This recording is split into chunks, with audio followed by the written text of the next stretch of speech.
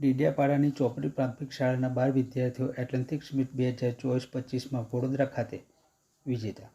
આજરોજ તારીખ 11/2/2025ના રોજ બપોરે 3 વાગે મળતી માહિતી મુજબ નર્મદા જિલ્લાના ડેડિયાપાડા તાલુકાના ગીચ જંગલ એવા અંતરિયાળ ડુંગરાળ વિસ્તારમાં આવેલ ચોપડી ગામની પ્રાથમિક શાળાના બાળકો ચિલ્ડ્રન યુનિવર્સિટી આયોજિત અંડર-19 અને અંડર-11 ભાઈઓ અને બહેનોની એથ્લેટિક્સ મીટ 2024-25 વડોદરાના માંજલપુર સ્પોર્ટ કોમ્પ્લેક્સ ખાતે આયોજન તારીખ 8-9-10ના રોજ કરાયું હતું, જેમાં નર્મદા જિલ્લાના ડેડિયાપાડા તાલુકાના ચોપડી ગામની પ્રાથમિક શાળાના 43 બાળકો ભાગ લીધો હતો, જેમાં 2 દિવસની રમત અંતે 12 વિદ્યાર્થીઓ વિજેતા થયા હતા, જેમાં જિગ્નેશભાઈ ખુમાનસિંહભાઈ વસાવા બરછી ફેંકમાં પ્રથમ નંબર, જેને 6100 રૂપિયા પ્રોત્સાહિત ઇનામ આપવામાં આવ્યું હતું.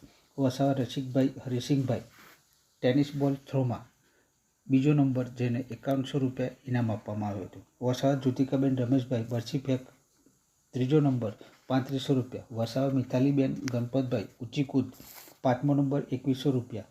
વસાવા જાનુબેન રાયજીભાઈ 200 મીટર દોડ ત્રીજો નંબર 3500 રૂપિયા.